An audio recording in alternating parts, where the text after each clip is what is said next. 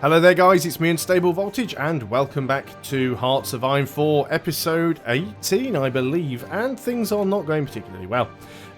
France have pretty much been fully occupied by Italy. Most of my troops that were on the French-German border are either dead or surrounded and probably aren't going to last an awfully long time. The only thing that's doing relatively well is that we are driving Italy out of northern Africa.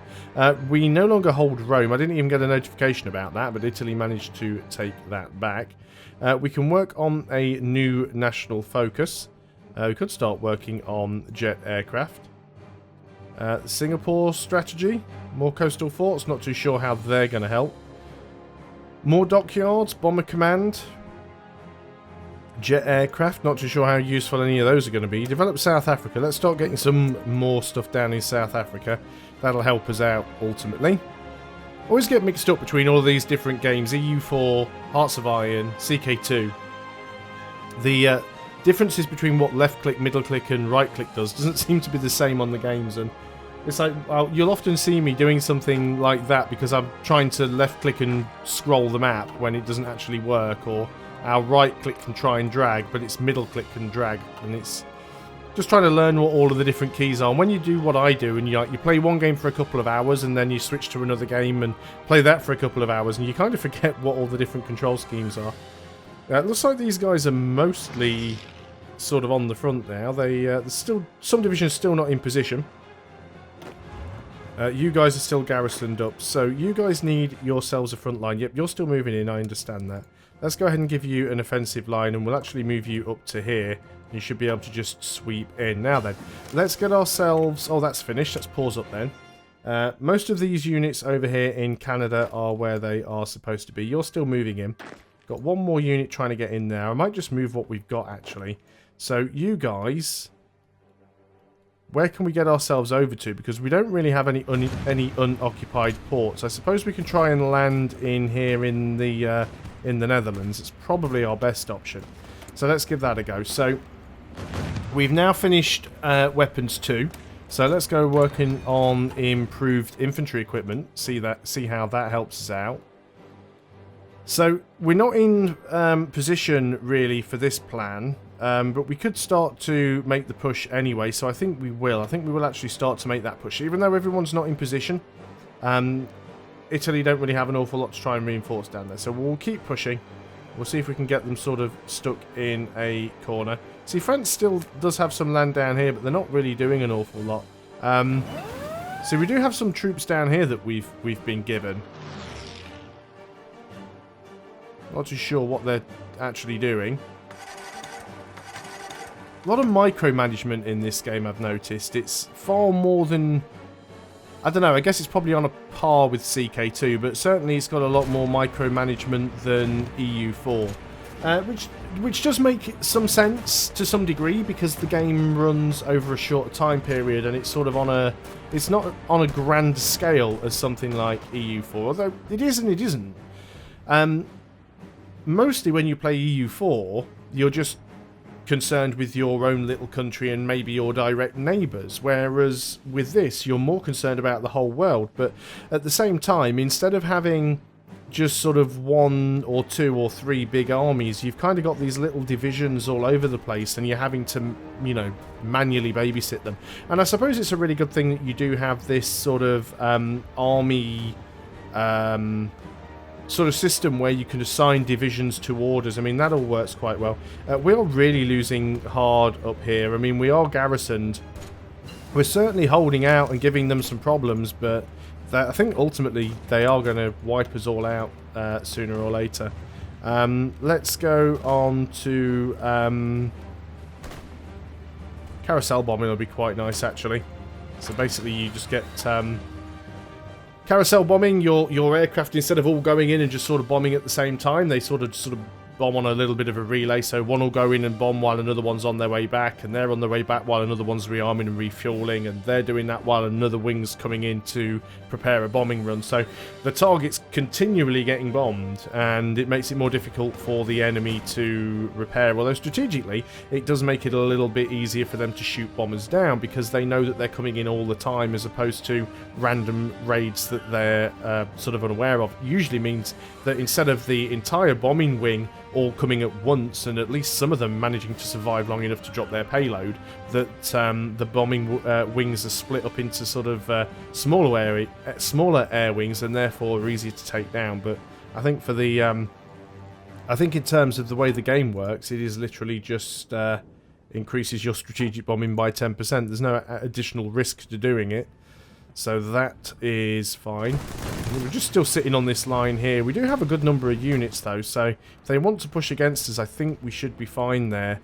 I wish I could get these guys out, but there's no way I could get them over there to sort of help. So there isn't really a lot of point in trying to do anything over there. We're already starting to make this push. We're getting in there a lot more quickly than I anticipated that we would. So we will push the front line here up to the rest of northern Italy. United Kingdom has called on Yugoslavia.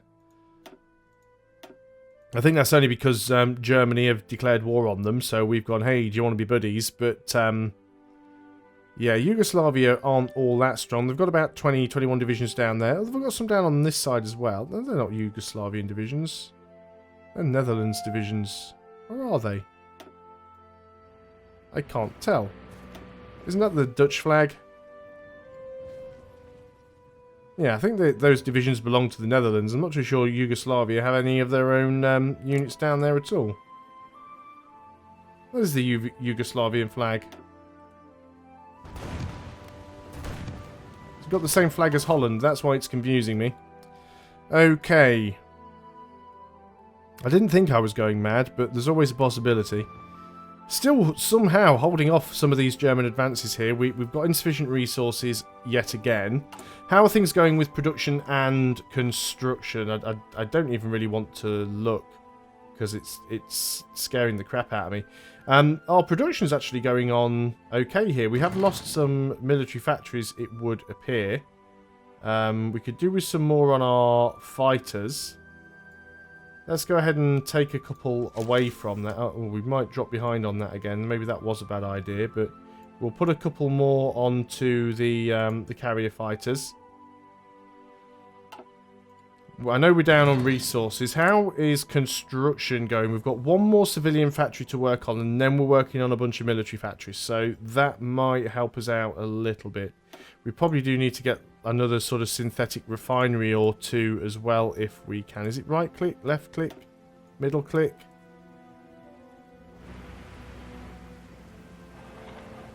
There we go. Let's get some of these built. And I might actually want to put one closer to the top as well.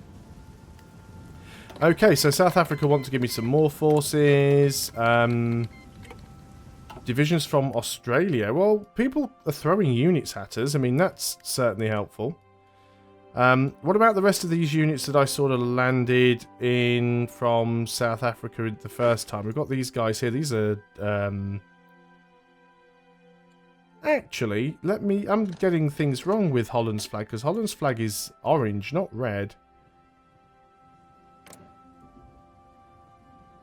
Isn't that supposed to be orange, white, and blue? I'm getting confused now. I'm just confused with all different flags. I thought the Netherlands flag was that one.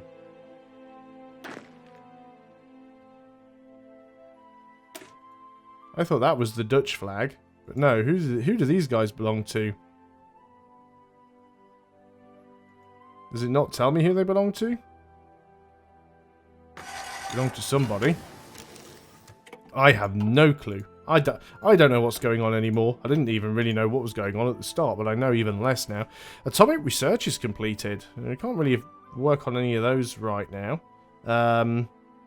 Do we need better radar stations? Do we need any of this stuff at the moment? Let's work on some more industry. More dispersed industry, actually. Try and speed things up a bit. how are we doing down here in North Italy? So what I'm trying to do at the moment really is just get to grips with the UI, try and work out what all the pop-ups mean, work out how to command armies, and every time I sit down to play a game, I might not be doing very well. I might be losing battles, and I might definitely be losing the campaign. But every time I play, I find another little button or another little pop-up or another little piece of information, and all of a sudden something clicks and I go, so that's what that does. And then when I play again the next time, hopefully I do a better job. And I am terrible at Hearts of Iron 4. I'm no idea what I'm doing, and I'm getting wrecked. I was exactly the same the first time I played EU4. Now, I'm by no means an expert at EU4, but I reckon I'm pretty good at it.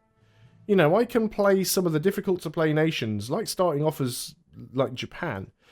And I can start off as a one-province miner, even playing someone like Venice and being stuck in between the middle of Austria and the Ottomans, and I still made a decent go of that campaign. So I'm certainly not a bad EU4 player, but I was. When I first started, I was as bad at that as I am at this. And it all came through repeated play and repeated failure. I think I must have had about my first 2 or 3 campaigns I played as EU4, on EU4. I think the first one was Castile, which is the sort of recommended campaign after the tutorial. And I think I also played one as France, which went particularly badly because I expanded too aggressively into the HRE and ended up with a huge colossal coalition that came and wrecked me completely. I can't even remember what the possible third one was, but the number of different times that I played and got destroyed completely before things started to fall into place and I started to go, right, well, I know what I need to do now and I know what I should avoid doing because I've learnt from the previous games, and that's pretty much what I'm going to have to do with Hearts of Iron 4. Now, this might well be the last video in this particular series because I feel that whatever I try and do now, it is probably a little bit unrecoverable. Those Canadian units up there, I think they are. We can go ahead and add you to this army. So let's go ahead and do that. And let's go and actually set you a slightly larger front line now. You want to sort of be protecting all of this. I know we don't have a lot of units, but at the same time, we do want to just try and stop. We want to hold this line because this is our beachhead. This is where we can actually land units. Of course, we could always go and, you know, invade Normandy. If we wanted to be historically accurate, we could go and drop a load of units on the beaches of Normandy. Funnily enough, though, Germany don't really have a lot of troops down here. In fact, they hardly have any because most of these troops are Italian. Well, there is a Japanese... Is that Japanese or Korean? That's Korean. Korean convoy moving around, I think. Which is a little bit odd. We have pretty much lost... No, we still have a couple of units. There's a couple of divisions still holding out down here in the mountains. At least that's keeping the Germans busy for a while. Greece has now joined the war. Yeah. Now, if it ever turned around and said that the Soviet Union had joined the war, or that America had joined the war, I think, okay, maybe we might be in with a chance of doing something here. But at the moment, I find that unlikely. Still filled, actually, on the infantry equipment. I'm quite surprised by that. So anything we're down on, really, we're sort of upgrading some of the fighters. So that's fine. I think the problem is the oil, really. Yeah, missing equipment production. We don't have any close air supports. We don't have any naval bombers in production at the moment.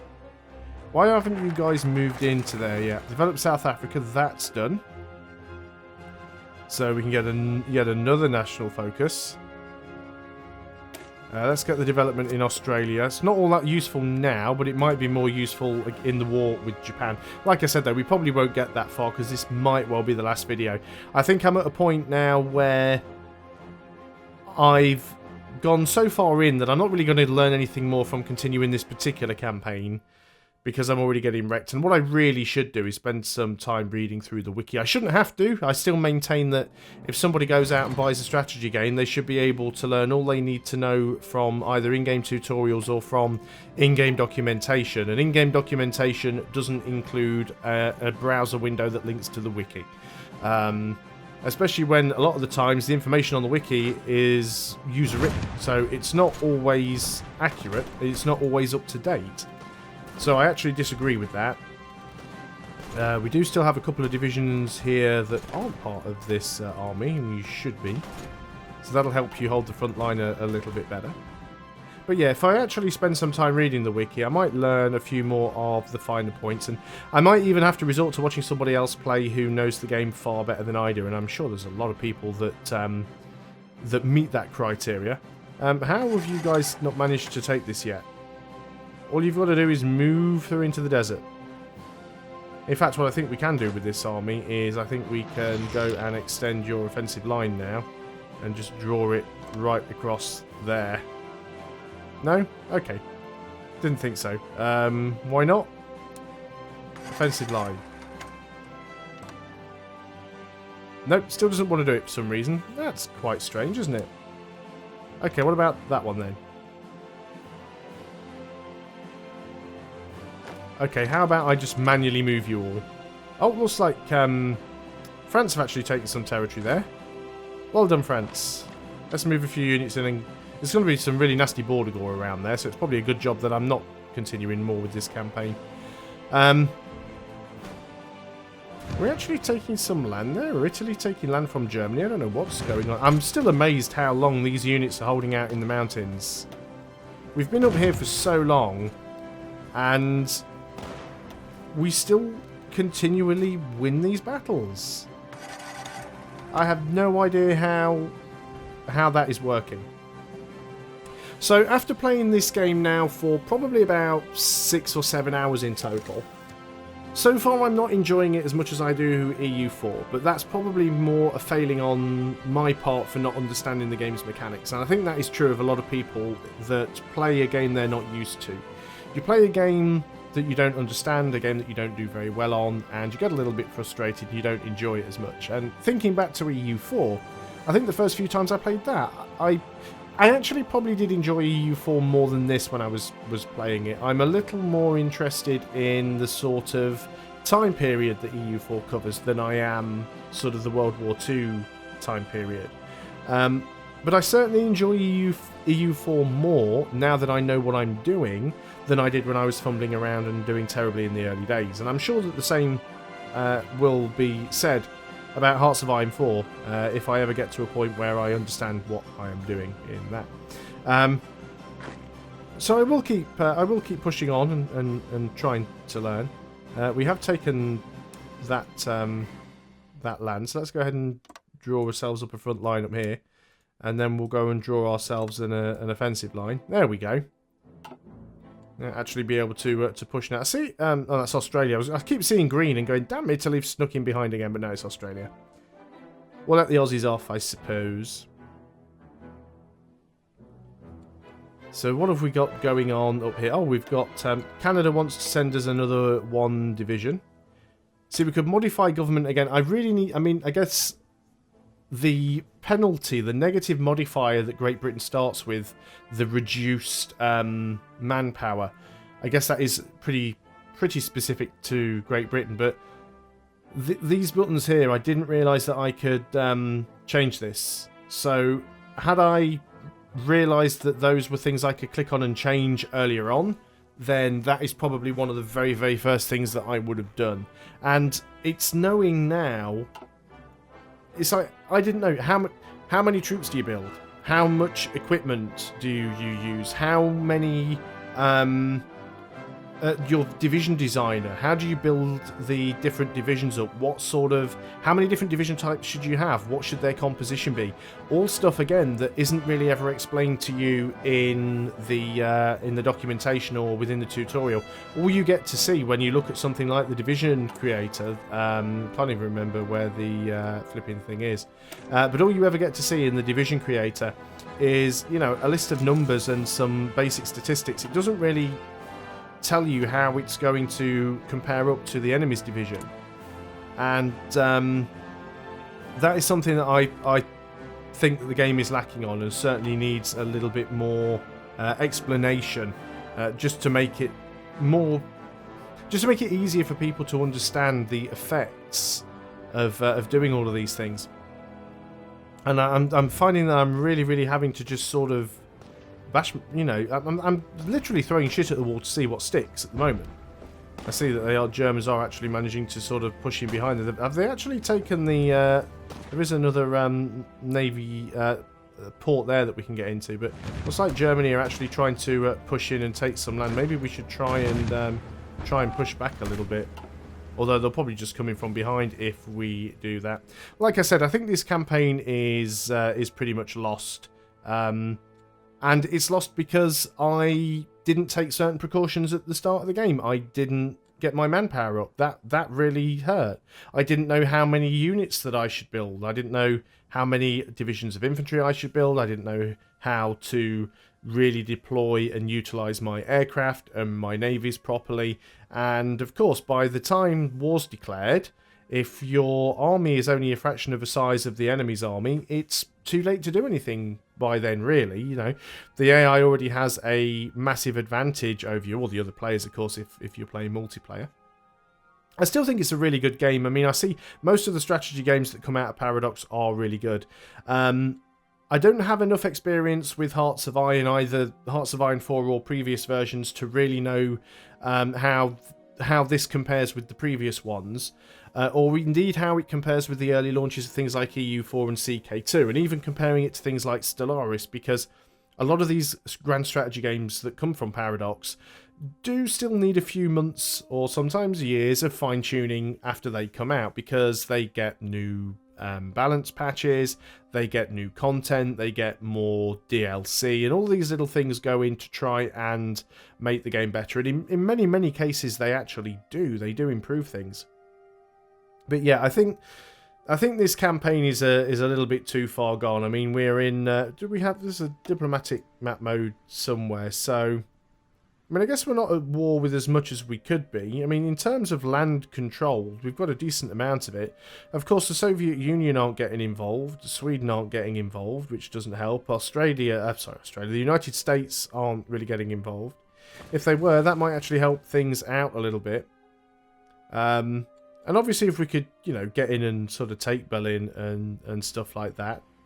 I think if I was to restart and maybe not, well, maybe play as the UK or maybe play as somebody else. Oh, what's America want to do here? You want to send 2 whole divisions? Cheers. I think if I was to play again from scratch, I'd concentrate more on getting my manpower up. I'd concentrate more on trying to build up as many forces as possible before the war started. I would concentrate on trying to get some units into a better position. I would play more defensively and just try and hold front lines, let the enemy come to me. Volunteer forces in transfer. Oh, so they're actually coming over now. So yeah, I think I think the reason this campaign has gone bad is simply because I didn't really understand what was going on and what I needed to do. I think I am going to end it there, though. I don't really see any more point in pushing on. Again, maybe I could win. Maybe I could turn around from this point and actually still win. I've recovered, I think, from worse odds in games like EU4, but again, that's a game that I understand. I know what is winnable and what isn't, and in this game I don't.